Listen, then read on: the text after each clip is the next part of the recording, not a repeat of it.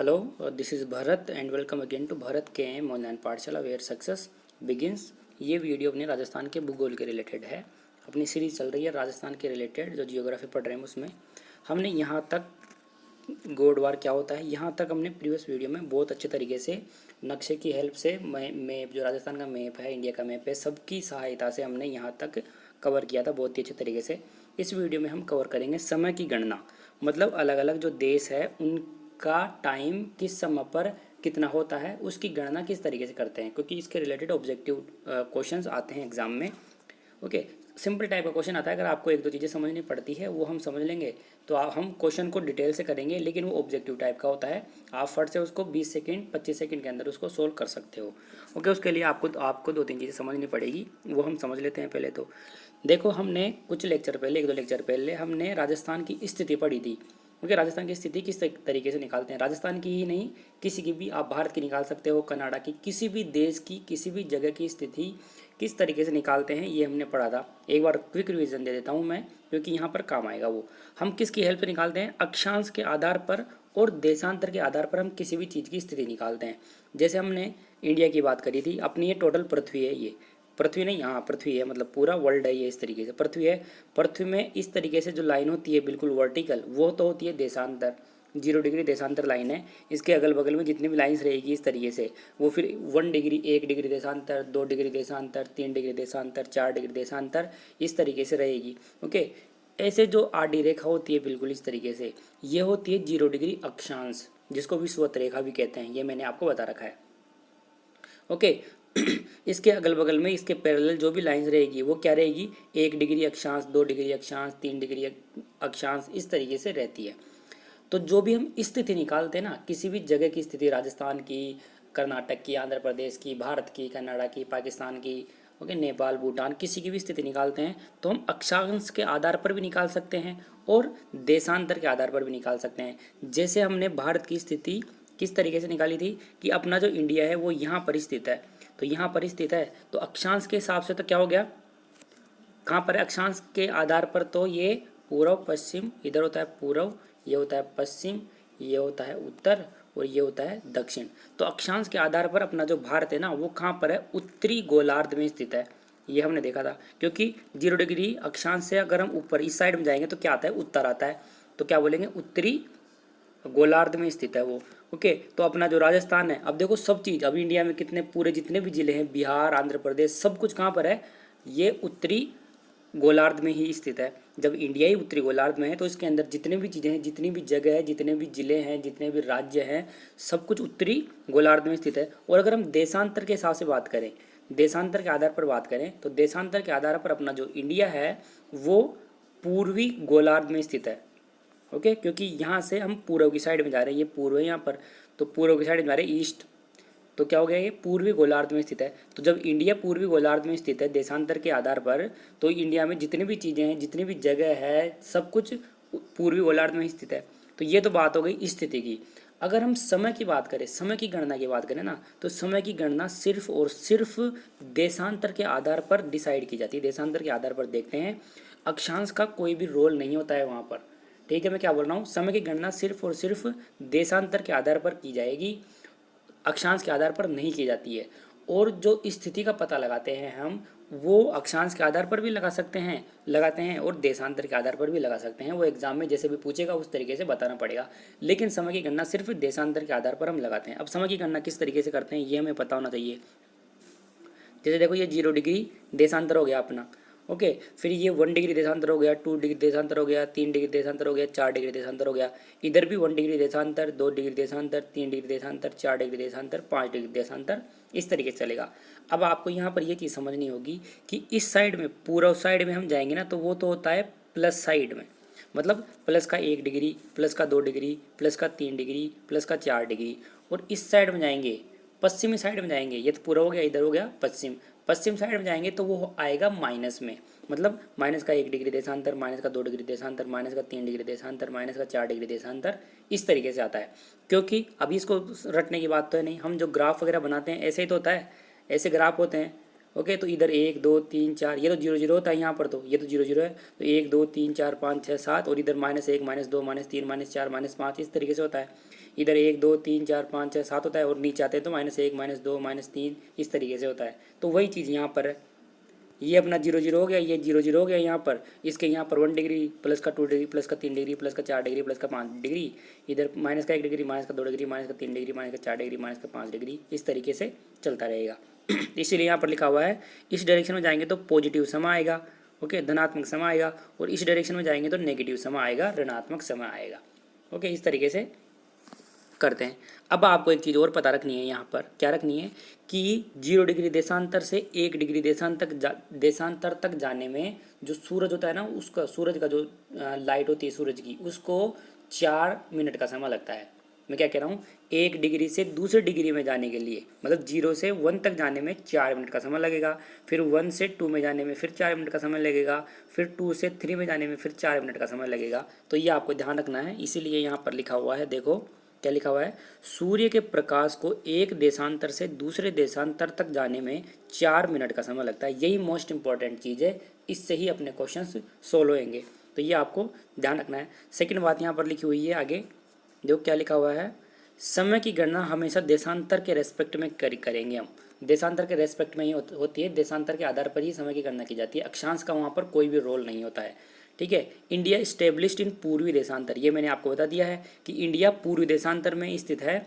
किसके हिसाब से बताओ, ये अक्षांश के हिसाब से है या देशांतर के हिसाब से है, बताओ पूर्वी गोलार्ध के अंदर, तो ये देशांतर के हिसाब से है, देशांतर के हिसाब से, देशांतर के हिसाब से। अगर हम बात करें कि अक्षांश के हिसाब से क्या है, तो आप क्या बोलोगे, उत्तरी गोलार्ध के अंदर स्थित है। तो ये यहाँ पर इसलिए लिख रखा है क्योंकि समय की गणना हम हमेशा देशांतर के रेस्पेक्ट में करते हैं ना, देशांतर के रेस्पेक्ट में करते हैं, तो देशांतर के लिए ही यहाँ पर इंडिया के लिए बोल दिया कि देशांतर के आधार पर इंडिया है ना अपने कहाँ पर है, पूर्वी गोलार्ध में स्थित है, इसीलिए यहाँ पर लिख रखा है। तो यहाँ पर आप और लिख लेना, यहाँ पर किसके आधार पर, देशांतर के आधार पर, देशांतर के आधार पर पूर्वी गोलार्ध में स्थित है।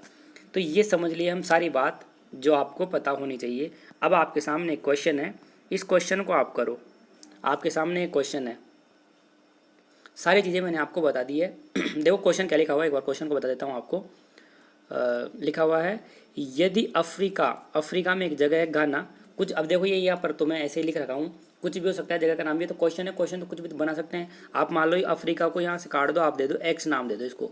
यदि एक्स कोई देश है, उसका समय ना, ये मान लो कि 7 बजे हुए हैं, सुबह के 7 AM बजे हुए हैं, और ये जो एक्स देश है ना, वो 0 डिग्री देशांतर पर स्थित है, 0 डिग्री देशांतर पर स्थित है, बिल्कुल मिड में, ऐसा मैं आपको बोल दिया।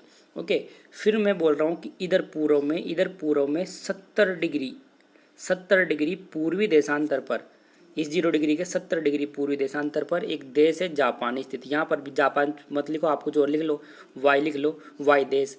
पूर्व में 70 डिग्री देशांतर के ऊपर कोई वाई देश स्थित है यहाँ पर, ठीक है। और अगर हम इधर बात करें पश्चिमी देशांतर में, इधर चलते चलते 80 डिग्री पश्चिमी देशांतर के अंदर, पश्चिमी देशांतर में कोई भी, ये सूर्य नाम की जगह आप जेड कर दो, जेड देश स्थित है, ठीक है। तो आप ये बताओ कि इस 0 डिग्री पर अगर अपना एक्स देश स्थित है, तो अब आप नाम कुछ भी रख लेना, देखो ना, ये कुछ भी हो सकता है नाम, तो ये फिक्स नहीं है कोई चीज़ की 7 बजा हुआ है, कुछ भी बजा हुआ है, कुछ भी रख लेना आप, XYZ नाम रख लो, आपके गांव का नाम रख लो, कुछ भी रख सकते हो यहाँ पर। तो 0 डिग्री पर अगर एक्स देश का समय 7 बजा हुआ है, सुबह का 7 बजा हुआ है, तो आप ये बताओ कि पूर्वी देशांतर में 70 डिग्री जाने पर जो देश आ रहा है वाई अपना, वहाँ पर तो कितना टाइम होगा, ठीक है। और अगर आप 80 डिग्री पश्चिमी देशांतर में जाओगे, जहाँ पर जेड देश स्थित है अपना, वहाँ पर समय कितना होगा, ये आपके हिसाब से सोल्व करो, आप फिर सॉल्यूशन देख लेना, आपके हिसाब से सोल्व करो इसको।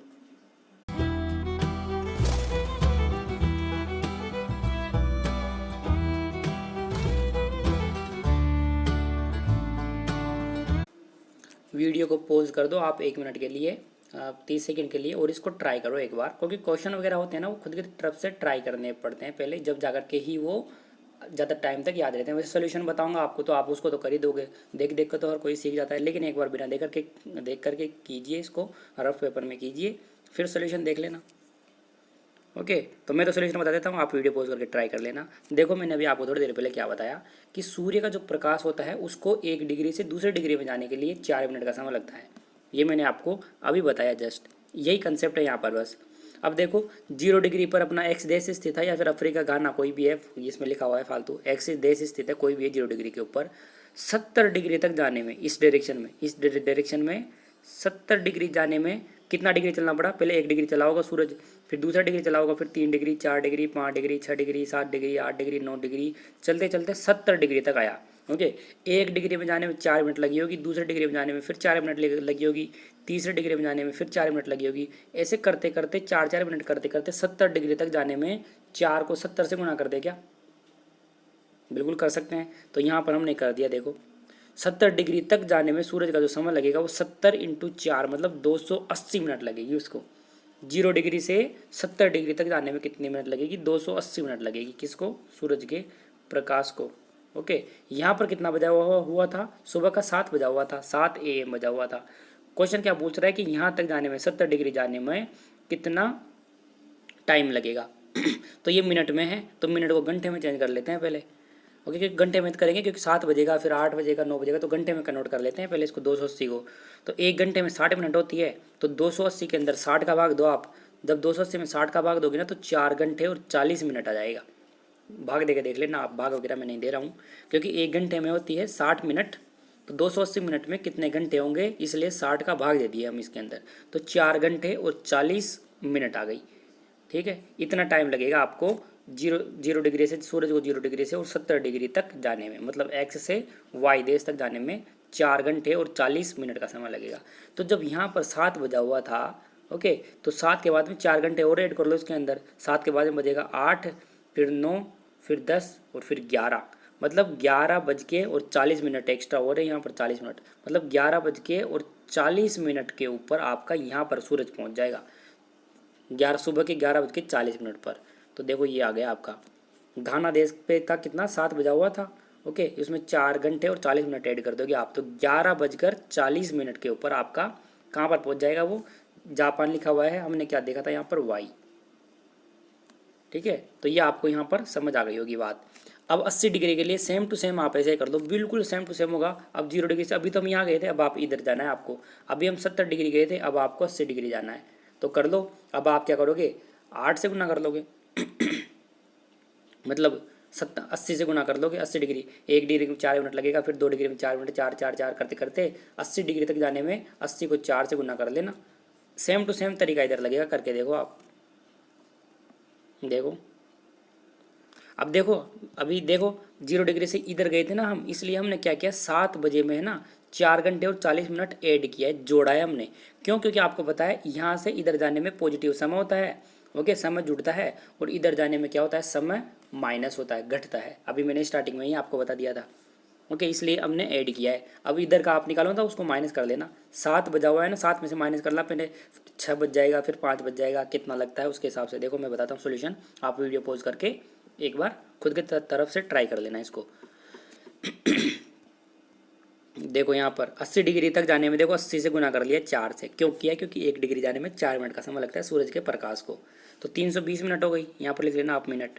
इस मिनट को आपको घंटे में कन्वर्ट करना पड़ेगा, तो 60 का भाग दे दिया आप, कितना आ गया? 5 घंटे और 20 मिनट आ गई। ओके, तो अब आप क्या करो? माइनस करो समय को। 7 बजा हुआ था, 7 बजा हुआ था, 7 में से आपको 5 घंटे और 20 मिनट माइनस करनी है। तो सीधा सीधा पहले तो 5 घंटे माइनस कर लो, तो 7 में से 5 माइनस करोगे तो कितना हो गया? 2 बज गए 2। ओके, घड़ी में हिसाब लगाओ ना, यहाँ पर 6 बजे हुए हैं, 1 घंटा पीछे जाएगा तो 5 बज जाएगा, वो सॉरी 6 बज जाएगा। 7 बजा हुआ था, 7 यहाँ बजता है, 1 घंटे आएगा तो 6 बज जाएगा, फिर 5 बज जाएगा, फिर 4 बज जाएगा, फिर 3 बज जाएगा, बिल्कुल 3, फिर 2 बज जाएगा। कितने हो गए? 1 2 3 4, 5 घंटे माइनस हो गए ना, 5 घंटे और 20 मिनट और माइनस करनी है अपने को, तो 20 मिनट और माइनस कर लेना आप इसमें से, तो 1 बज के 40 मिनट हो जाएगी क्या? बिल्कुल 1 बज के 40 मिनट हो जाएगी, इसलिए यहाँ पर करेक्ट आंसर ये है। तो अभी देखो ये थोड़ा जोड़ना घटाना, समय का, टाइम का जोड़ना घटाना थोड़ा डिफिकल्ट होता है, तो ये आपको सीखना पड़ेगा। वैसे तो आप रीजनिंग वगैरह पढ़ रखे होंगे, तो उसमें ये समय वमय का तो आप ऐसे चुटकियों में कर दोगे। तो ये इस तरीके से हम इस क्वेश्चन को सोल्व करते हैं। देखो इसको टाइम लगा इस क्वेश्चन को सोल्व करने में, क्योंकि पहली बार कर रहे हैं। आप 1 2 बार करोगे इसको तो फटाफट निकाल दोगे ऑब्जेक्टिव टाइप से। इस तरीके से क्वेश्चन आता है, आपसे पूछेगा समय, आप फटाफट करके उनको बता देना। अच्छा, आगे चलने से पहले नेक्स्ट क्वेश्चन और करेंगे, फिर आगे और मोस्ट इंपॉर्टेंट चीज़ें हैं।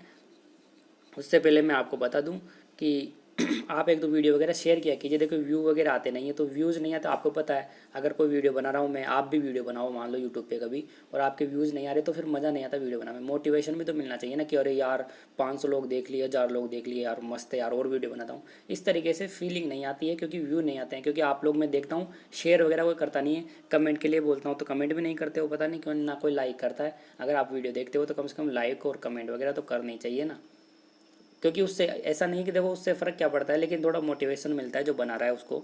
तो इस वीडियो पे 500 व्यूज़ तो आने ही चाहिए, ये आपकी जिम्मेदारी। मुझे पता है आप कुछ भी कर सकते हो, आप शेयर वगैरह करोगे तो ऐसे ही सिंपल तरीके से 500 व्यू तो ऐसे आ जाएंगे।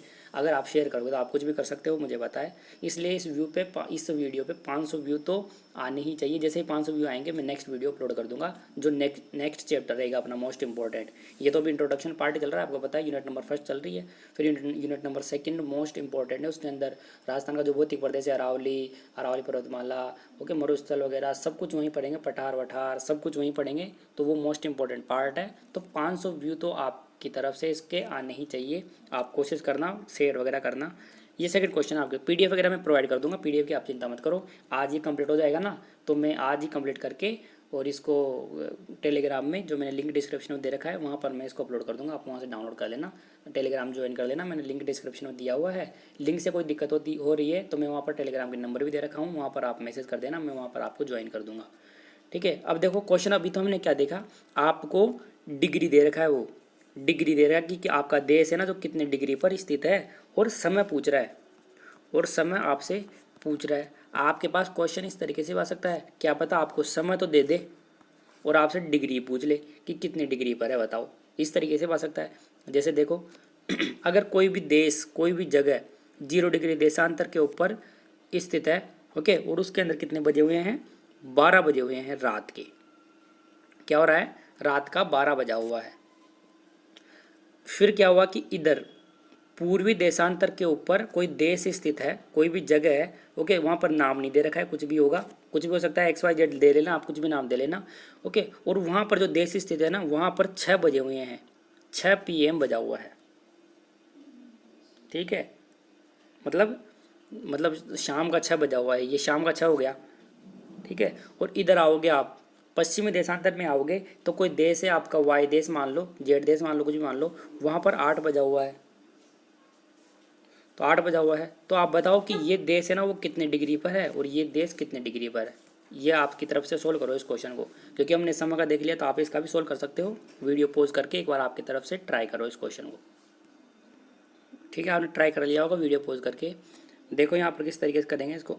वही तरीका है, बस थोड़ा सा दिमाग लगाना है, मामूली सा।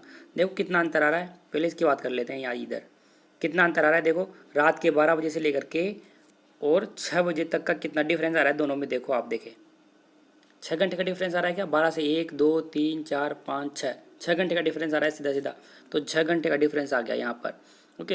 अब 6 घंटे का डिफरेंस आ रहा है तो इसको मिनट में कन्वर्ट करेंगे, मिनट में बदलेंगे, क्योंकि सूरज का प्रकाश तो मिनट में ही पता है ना अपने को, क्योंकि 1 डिग्री 0 डिग्री से 1 डिग्री जाने में 4 मिनट लगता है उसको। तो पहले मिनट में कन्वर्ट करेंगे इसको। तो 4 घंटे को 6 घंटे को मिनट में कैसे करेंगे, 1 घंटे में 60 मिनट होती है, तो 6 घंटे में 60 से गुना कर देंगे इसको, 360 मिनट हो गई, 360 मिनट हो गई आपके सामने, 360 मिनट हो गई। अब 360 मिनट में 4 का भाग दे दो आप, सीधे सीधे 4 का भाग दोगे तो 90 डिग्री आ जाएगा। 90 डिग्री पूर्वी देशांतर में स्थित है, ये इस तरीके से लेना, पूर्वी देशांतर ऐसे लिख लेना। तो सीधा सीधा आ गया, इस तरीके से निकाल लेंगे, सिंपल तरीका है। यहाँ पर भी ऐसे ही करेंगे। कितने का डिफरेंस आ रहा है देखो, 12 रात के 12 बजे में और सुबह 6 बजे में कितना डिफरेंस आ रहा है, 4 का डिफरेंस आ रहा है। 6 के बाद में रात मतलब 6 बज जाएंगे, 6 के बाद में 7 बजेगा, फिर 8 बजेगा, फिर 9 बजेगा, 8 के बाद में 9 10 11 और 12, 4 का डिफरेंस आ गया ना, 4 घंटे का। तो 4 घंटे का डिफरेंस आ गया यहाँ पर, 60 से गुना कर लो, 240 मिनट हो गई, 4 का भाग दोगे 60 डिग्री आ गया। 60 डिग्री पश्चिमी देशांतर में स्थित है ये जगह। इस तरीके से आप इनको सोल्व कर सकते हो। अब देखिए कुछ क्वेश्चंस बताता हूँ आपको, चार पांच क्वेश्चन है, वो कन्फ्यूजिंग क्वेश्चन है, वहाँ से एग्जाम में क्वेश्चंस आते हैं, ठीक है। वैसे वो थ्योरी पढ़ने से कवर नहीं होते हैं, उनको करना जरूरी है, इसलिए मैं आपको बता देता हूँ यहाँ पर। इन क्वेश्चंस को करने के बाद में अपना फिर ये चैप्टर नंबर 1 फिनिश हो जाएगा, फिर सेकंड नंबर चैप्टर आएगा। ओके, ये इंट्रोडक्शन पार्ट था अभी। तो यहाँ पर क्वेश्चन नंबर 1 लिखा हुआ है, देखो, अक्षांश की दृष्टि से राजस्थान के कौन से जिले उष्ण कटिबंधीय क्षेत्र में आते हैं, बताओ। उष्ण कटिबंध, अब ये रटना है आपको, इसमें समझने की कोई वो नहीं है। अक्षांश की दृष्टि से कौन से जिले, राजस्थान के जो जिले हैं टोटल, उसमें से कौन से जिले हैं जो उष्ण कटिबंधीय क्षेत्र में आते हैं। तो आपको पता होना चाहिए बांसवाड़ा और डूंगरपुर दोनों आंसर है। अगर देखो अब यहाँ पर देखो, आपको ये समझना पड़ेगा, एग्जाम में 4 ऑप्शन आते हैं ना, A B C और D। अगर आपके पास ऑप्शन में बांसवाड़ा भी आ गया और डूंगरपुर भी आ गया मान लो, तो बांसवाड़ा करेक्ट आंसर होगा, डूंगरपुर नहीं होगा। ठीक है, अगर आपके पास एग्जाम में सिर्फ बांसवाड़ा आया तो ऑब्वियस सी बात है बांसवाड़ा सही होगा, और अगर आपके पास एग्जाम में सिर्फ डूंगरपुर आया तो ऑब्वियस सी बात है डूंगरपुर सही होगा। लेकिन अगर मान लो दोनों ही आ गए, ए ऑप्शन में बांसवाड़ा आ गया और डी ऑप्शन में डूंगरपुर आ गया, तो करेक्ट आंसर फिर क्या हो जाएगा उसका, बांसवाड़ा हो जाएगा। ठीक है, बांसवाड़ा कहाँ है आपको पता है, नीचे नीचे स्थित है ये। राजस्थान में आपको दिखाऊँ अगर, देखो ये रहा बांसवाड़ा, ये नीचे नीचे ये रहा बांसवाड़ा, यहाँ पर है ये। तो करेक्ट आंसर तो ये होगा, उष्ण कटिबंधीय क्षेत्र में ये आता है, सबसे बढ़िया आंसर तो ये बांसवाड़ा।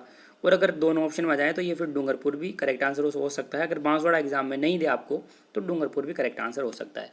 यहाँ से एक दूसरी बात और याद रखनी है आपको, वो क्या बात है, आपसे एग्जाम में इस तरीके से पूछ सकते हैं कि 21 जून को सूरज की किरण, जो सूरज की किरणें होती है वो बिल्कुल लंबवत पड़ती है, बिल्कुल सीधी पड़ती है। मतलब ऐसा कौन सा जिला है राजस्थान का जहाँ पर अगर आप 21 जून को खड़े रहोगे उस जिले में, तो वहाँ पर आपकी छाया बनेगी नहीं, कहीं कहीं भी नहीं बनेगी। जैसे मानो आप यहाँ पर खड़े हुए हो, अगर इधर से सूरज की लाइट आ रही है तो आपकी छाया यहाँ बन जाएगी।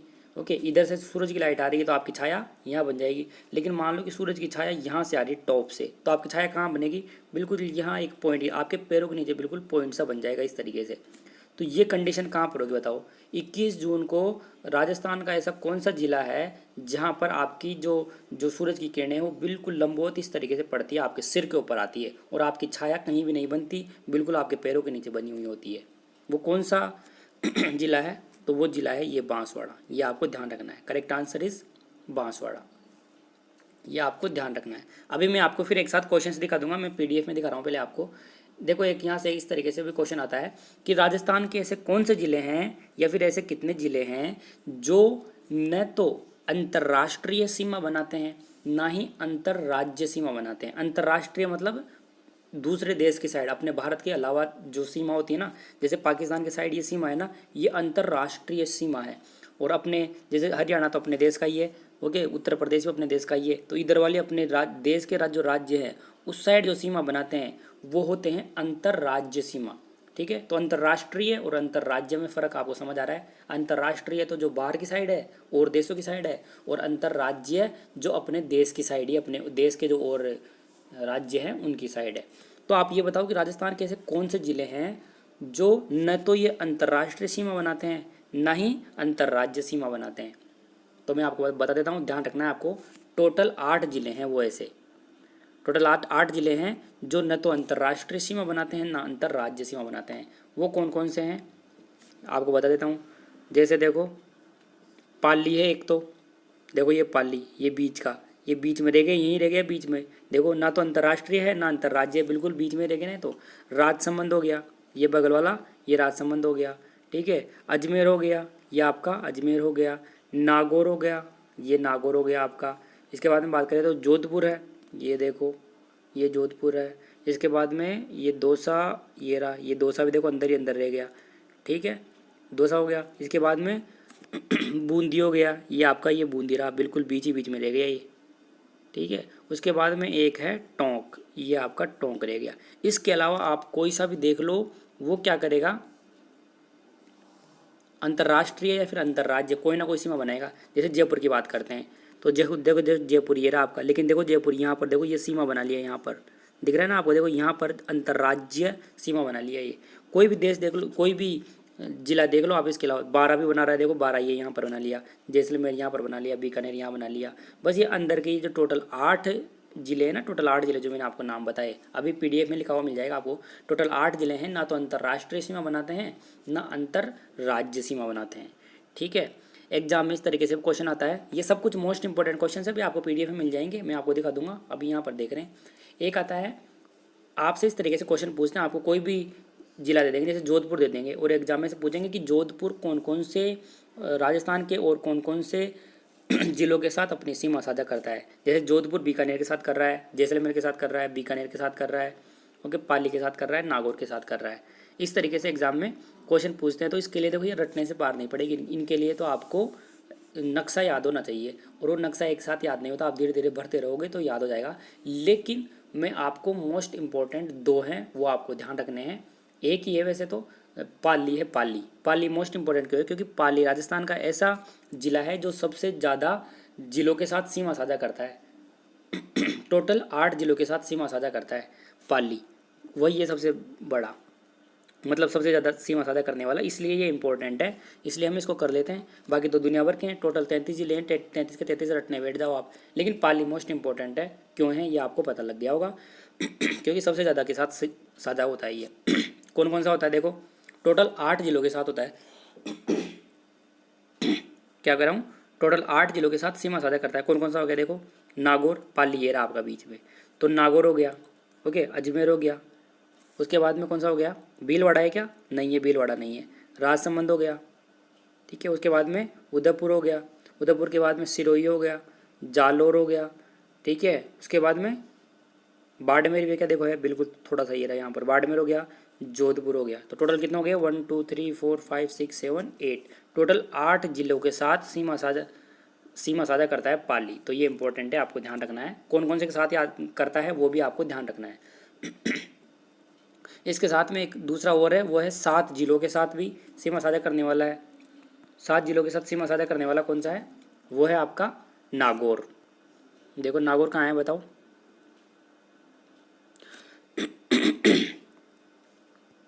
देखो ये नागौर है ना, ये 7 जिलों के साथ सीमा साझा करता है।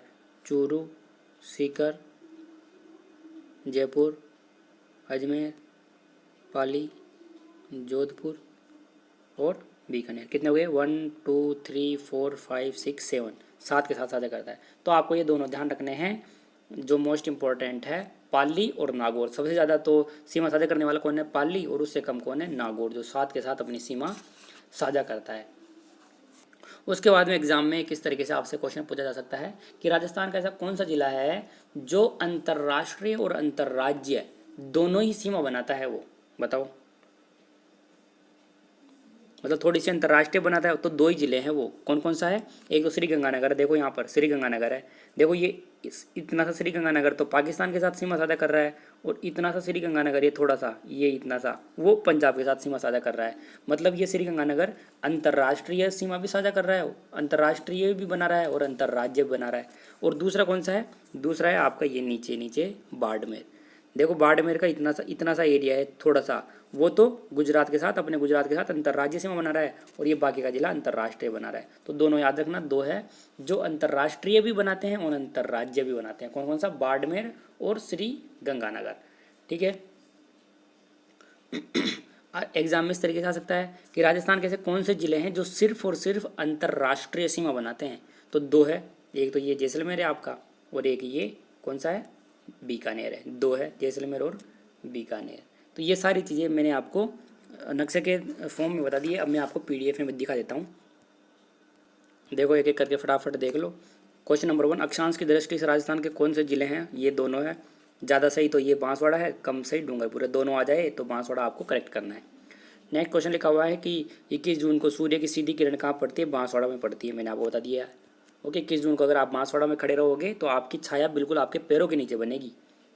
एक ये क्वेश्चन है जो आपको ध्यान रखना है। वैसे मैंने ये बता रखा है, मैंने आपको बताया था ना कि अपना ये राजस्थान है मान लो, ओके, तो कहाँ से राजस्थान शुरू होता है और कहाँ पर खत्म होता है, कितने डिग्री देशांतर पर शुरू होता है, कितने डिग्री देशांतर पर खत्म होता है, कितने डिग्री अक्षांश से शुरू होता है और कितनी डिग्री अक्षांश के ऊपर खत्म होता है, ये मैंने आपको बताया था। वही यहाँ पर पूछ रहा है ये, देखो क्या कह रहा है, राजस्थान के दक्षिणतम, मतलब राजस्थान है ये, तो इसका दक्षिणतम यहाँ से लेकर के उत्तरी छोर, मतलब यहाँ तक का मध्य जो अक्षांशीय भाग है, ये यहाँ से लेकर के यहाँ तक का जो डिफरेंस है, यहाँ तक का जो अंतर है वो कितना है, ये मैंने आपको बता रखा है। देखो मैं भी बताता हूँ वापस, देखो ये मैंने आपको पहले ही बता रखा है। तो वो पूछ रहा है कि यहाँ से लेकर के और यहाँ तक का डिफरेंस कितना है, क्योंकि राजस्थान पूरा ये राजस्थान है, पूरा ये बीच में ये राजस्थान है। ये मैंने अच्छे से समझाया था। अगर आपने देखा नहीं है वीडियो तो पिछले वाला वीडियो देखो, आप पहले बता रखा है ये चीज़। तो आप क्या करोगे, डिफरेंस कैसे निकालोगे, 30 degree 12 minute minus 23 degree 3 minute minus कर दोगे। मतलब 30 डिग्री 12 मिनट में से 23 डिग्री 3 मिनट माइनस कर दोगे तो आपका आंसर आ जाएगा बीच का डिफरेंस कितना है। अगर आपसे पूछे कि राजस्थान का पूर्वी छोर, ओके, मतलब बिल्कुल पूर्वी भाग है वहाँ से लेकर के, और जो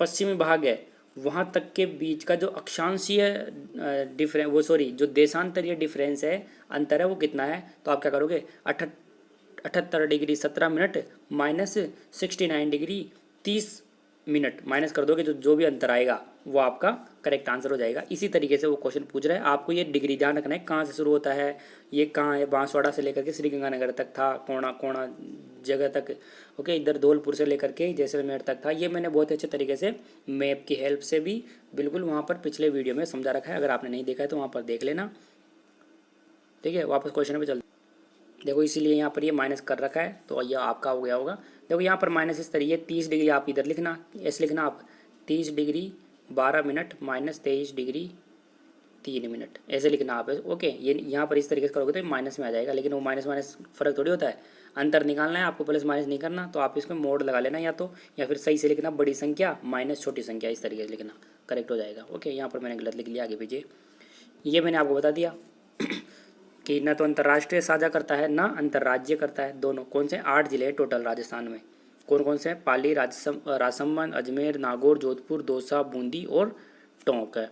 फिर उसके बाद में हमने देख लिया कि पाली के आसपास के कौन कौन से ज़िले हैं, तो टोटल 8 ज़िले हैं, ये हमने देख लिया है। और इससे कम जो 7 ज़िले हैं वो किसके साथ है, नागौर के साथ है। ये भी मैंने आपको अभी मैप की हेल्प से समझा दिया है। उसके बाद में हमने ये देख लिया है कि अंतर्राष्ट्रीय और अंतर्राज्यीय दोनों सीमा साझा करता है, तो बाड़मेर है और एक है श्रीगंगानगर। श्रीगंगानगर पाकिस्तान और पंजाब के साथ मिलाता है और बाड़मेर पाकिस्तान और गुजरात के साथ मिलाता है, ये भी हमने देखा था। एक क्वेश्चन है फिर फाइनली, राजस्थान के केवल अंतर्राष्ट्रीय सीमा बनाने वाले जिले कौन से हैं। केवल अंतर्राष्ट्रीय सीमा बनाने वाले तो 2 है, बीकानेर है और एक जैसलमेर है, ये भी मैंने आपको बता दिया है। देखो यहाँ पर अपना ये चैप्टर खत्म होता है, ये क्वेश्चन अभी बता रहा हूँ, ओके। यहाँ पर ये अपना चैप्टर खत्म हो जाएगा, हो गया मतलब। तो इसकी जो पीडीएफ है वो मैं टेलीग्राम में डाल दूंगा, अभी डाल दूंगा, टेलीग्राम डाल दिया मैं, आप ज्वाइन कर लो, वहाँ से डाउनलोड कर दो। मैं डाल चुका हूँ पीडीएफ, आप ये वीडियो देख रहे हो तो मैं वो डाल चुका पीडीएफ वहाँ पर, तो आप वहाँ से डाउनलोड कर लेना। डिस्क्रिप्शन में मैंने टेलीग्राम का लिंक दिया हुआ है, उस पर क्लिक करके ज्वाइन हो जाना। या फिर अगर उससे कोई दिक्कत होती है, कभी कभी किसी किसी स्टूडेंट की दिक्कत होती है, एरर दिखाता है वो, तो आप वहाँ पर टेलीग्राम के नंबर दे रखे हैं, उसके ऊपर मैसेज करना टेलीग्राम में, और वहाँ पर मैसेज कर देना टेलीग्राम में। और क्या कह रहा हूँ मैं, हाँ, फिर मैं वहाँ पर आपको ज्वाइन कर दूँगा, ठीक है।